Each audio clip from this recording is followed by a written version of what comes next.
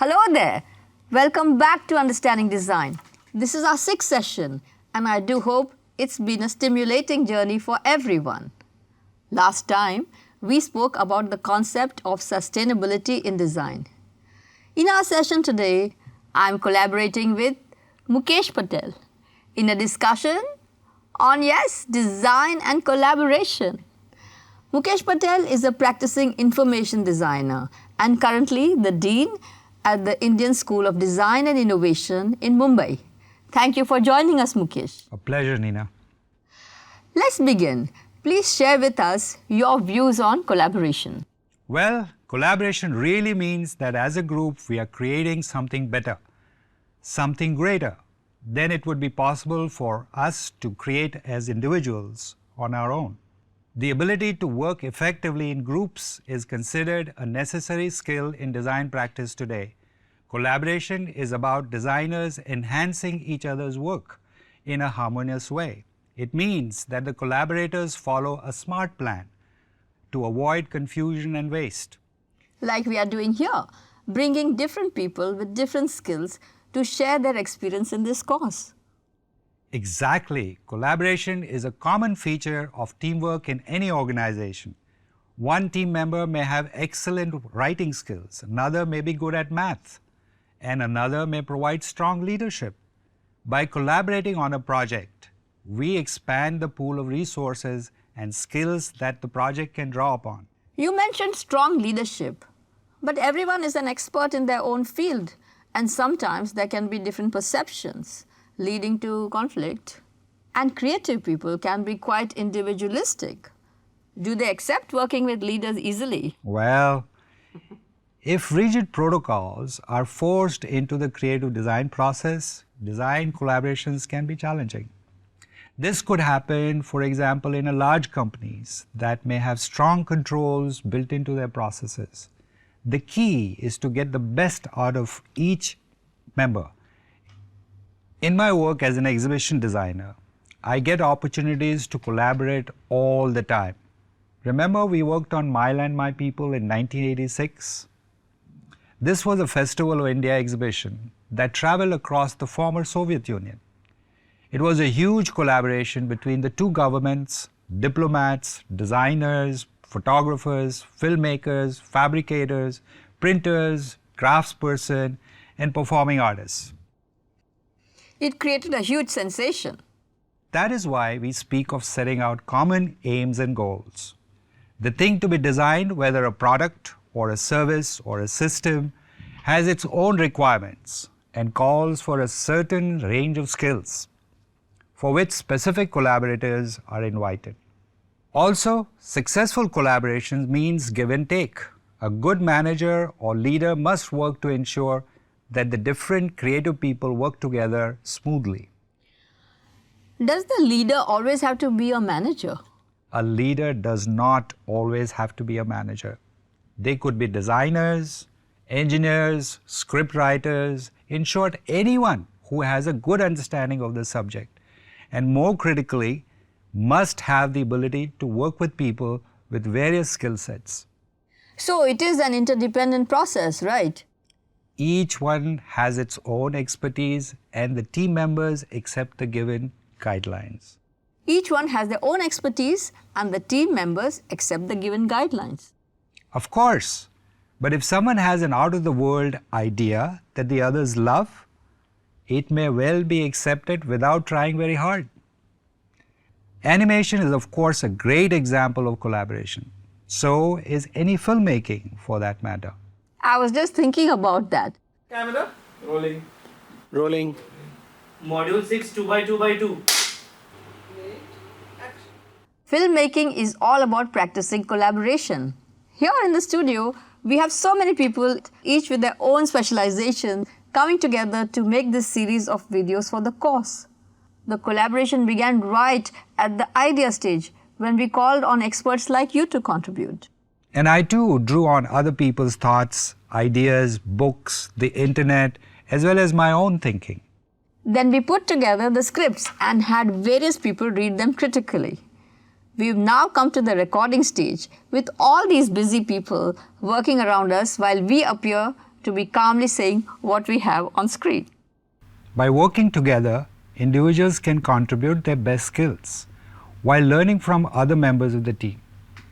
They learn from each other by sharing information, exploring options, debating the best solutions, and by using their own skills. It is common to see designers teaming up with other designers or people from other disciplines like sociology, psychology, engineering, or even medicine whenever they need some specialized knowledge and experience. In this way, designers get the perspective of someone who is fresh to the subject, while maybe giving them the opportunity to learn something new as well. Yes, design by its very nature is multidisciplinary. There are so many examples like this. Let me tell you about a backpack that looked at the problem of heavy school bags that often children carry. In Barcelona, a stationery manufacturer, Miguel Ruiz, collaborated with the staff of a hospital to co-design a backpack for children.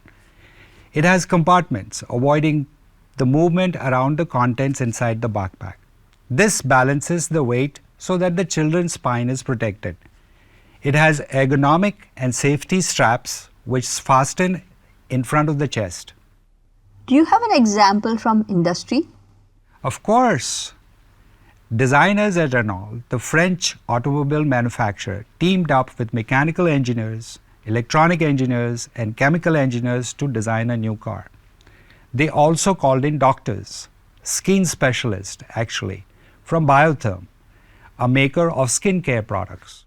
Why skin specialists? I'll tell you why. They came up with a new concept in electric cars, the Zoe ZE. The environment inside the car is controlled through new applications of technology. Toxins in the air from surrounding traffic are filtered out to improve the air quality for passengers. Noise is minimized. Optimal levels of moisture are maintained using water and certain essential oils.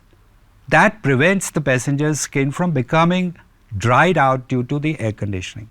So, the skin specialist. And being an electric car, it must be environmental friendly too. Those are pretty diverse sets of skill sets, aren't they? That's what design is all about. More and more collaborations between unlikely partners to come up with innovations. So, does a designer need to have some special qualities to be a good collaborator? I am so glad you asked. I like to highlight 10 principles that can help you build high-performance teams. For now, we'll just run through them to get a basic sense. So let's say you have a project with a specific design goal or outcome, and you have managed to put together an appropriate team with the required skills, a team of say let's 5 members. We're going to look at our 10 principles now. We might call them best practices, or we could refer them as rules of thumb. Today, collaborations and interactions have moved online. Team members can see each other's work and are expected to respond with rich interactions, critical inquiry, and clear communication as part of their online collaboration. So, the first principle is using online collaborative tools. There are several popular online collaboration tools available. These include Slack, IBM Lotus Connections, Front, Quip, or the Pulse. Are these very expensive? Some are proprietary. Others, like Slack, are based on free and open source software and cost nothing at all. The choice depends on what you need to use it for. You can look up articles on the net that compare different choices, decide on the features you need, and select one that is offered by a trusted provider. The second principle directs members to begin by sharing their individual strengths. They identify who will need help, of what sort, and from whom, and on what aspects of the task. Here is an easy way to find out individual strengths and challenges. Examine this matrix. While filling in 4 quadrants, the team members will discover what one likes to do and does well, what one does not like to do but does well, what each person likes to do but does not do well, and what each person does not like to do and does not do well. That seems to cover all the possible preferences. Yes. Jot down at least 5 things in each quadrant. After each member fills in the quadrants, compare them and list the strengths and challenges of each member of the team. It becomes very clear which member loves doing something and does it well. But more importantly, tasks a person does not like to do or does not do well are also very evident. If I may add, we need to grapple with this question. How will we as individuals and as a team hold ourselves accountable for deadlines, shared results and overall quality? The third principle is speak the language of commitment. Have a thorough discussion about the meaning of teamwork. Teams often fail when members don't pull their weight, when they are not accountable and don't really collaborate at all. This is what Lee Colin, a leadership consultant, says. Accountability means answering or accounting for your actions and results. Accountability is like rain. Everyone knows they need it, but no one wants to get wet. It's easy to talk about how they need to be more accountable, but it can be uncomfortable when we apply it to ourselves. Yet, we get more accountability from our teams by being accountable to them. It's a two-way process. Accountability starts at the beginning of the process. If we wait until the end, then we will just be putting out fires. Leaders and team members should be able to agree on the answers to a basic question: how will I know if I have met expectations? And let's remember that human communication is often not very precise. But when we collaborate, we need to be crystal clear and have measurable improvements and define milestones we want to achieve in order to succeed. Accountable leaders help their teams by communicating 4 W's. Oh, what are these? What, why, who, and when. What actions needs to be taken? Why is this action important? You must link the action to the bigger picture so that the person understands. Who is responsible? This must be clear so that there is no passing of the buck. When must be the task completed? Be specific about when you want results. Saying next month or by second quarter is too vague. The fourth principle is set the rules. Have members agree on norms or a contract which defines each person's role. Have specific remedies for situations in which members do not live up to the agreements. For those who seem incapable of teamwork, but whom you cannot do without, you might have to make special arrangements to accommodate them. But this should be the exception, not the norm. The fifth principle is prepare yourself to fall apart. Yes, that's right. It is essential that the team members feel safe to take risks and communicate openly. And yet things can and often do go wrong. Teams may start off feeling inspired and unified, but later discordant personalities emerge, agreements get broken, and suddenly everything is turned upside down. Prepare your team members for this process, and if productivity is going down, help them become aware of this. Reserve time in each team member's schedule for people to sort out any differences and to regroup and reassess how things are. Let setbacks not become a reason to give up, but to learn from mistakes made. Remember how sports teams win games and at times lose badly? Should they, should you, should we give up then? Of course not. But there are times when a collaboration breaks down irretrievably.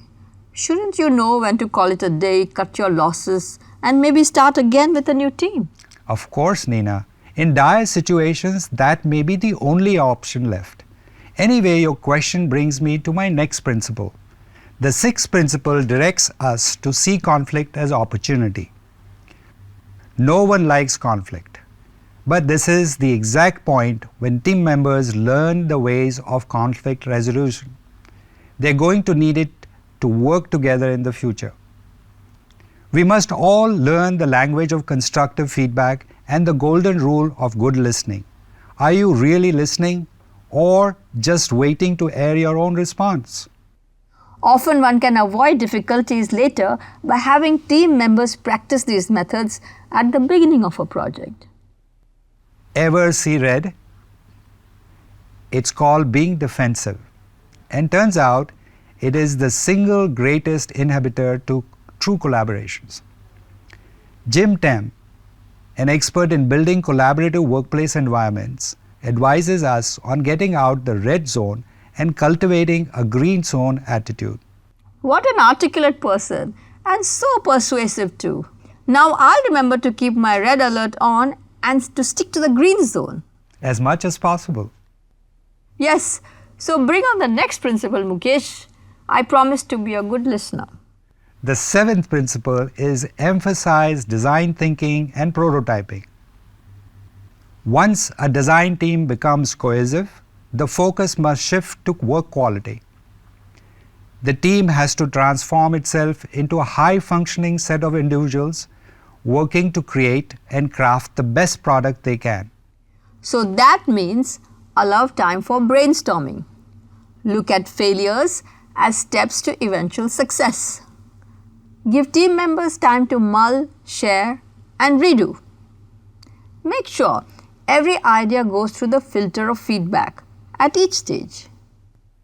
Design thinking is a process where we go from empathizing to ideation to experimentation to prototyping and finally testing.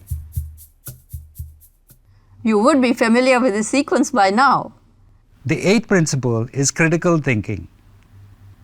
A very powerful, actually a very necessary tool to use when we do design work and when we collaborate is critical thinking. If we are trying to make the best product or design the best service or system that we can, we need to examine every nut and bolt for possible flaws. But how do we apply this to design and collaboration? Are we supposed to tear each other's ideas apart? Not tear, but gently take apart. But put it back together if it works well. In fact, if it is sound, we won't be able to take it apart, right? Let's think of it as positive feedback. Early in the team process, each member must learn to respond to other people's ideas with phrases like, "I like the way this works, but I wonder if it was put another way. What would happen?" Or, "I suggest X or Y." That's a non-confrontational approach. It reminds everyone that they are all working together for the good of the project. Yes, I see what you mean. The criticism is not personal, it's only meant to make the end result stronger. And just like the 5-step method we saw in the video, there are other protocols and established methods that teach focused communication using the language of critical thinking. One such method is that when the teams has the basics taken care of, mix and match. Break the teams into pairs to come up with ideas. Then pair share. Have sub-teams present their ideas to each other. Then debrief. We are learning many useful things about the principles of collaboration. How many more do you have for us? Just 2 more. The 9th principle is reward innovation. Innovation must be rewarded. Design teams are expected to produce top quality work, and often they exceed expectations. Why? Because the team process is inherently creative, and it might very well deliver a great product that goes beyond the requirements of the brief. In a world of conventional approaches, we really do need a way to recognize and acknowledge out-of-the-box thinking. For this, we could use individual and team assessment rubric that contains a breakthrough column. This is a blank column that rewards innovation and invites inspiration. The 10th principle is reflect and move on. Before the team of collaborators disperses, it's good to close the circle of learning. This means allow team members to debrief and reflect on the experience. I suppose team leaders must ensure that this is done in a formal way. Yes, they have to ask questions such as, what did we learn individually and collectively? How did we function as a team? What gaps were there? How was the quality of our work and how do we improve it? These become the takeaways for each individual member of the team. Yes, and these are valuable for collaborative projects that they may be part of in the future. Thank you, Mukesh, for sharing these 10 principles for collaboration in design. Those principles make a lot of sense. Some of it may seem like common sense, but very often it's the obvious that we take for granted and forget to put into practice. Let's go visit the assignment tab for this fortnight's assignment. It is so designed that you get to work with these principles. If you have forgotten them already, no worries. It's all given there in the tab. Any final piece of advice, Mukesh? Well, I just want to say to the students doing this course, don't let criticism get you down. After all, everyone is a design critic, but not everyone is a designer. Follow your dream, and as far as collaboration goes, find your dream team every time. Thank you once again, Mukesh. See you next time for the final module of this course, Innovation by Design. And don't forget, a little design goes a long way. Thank you.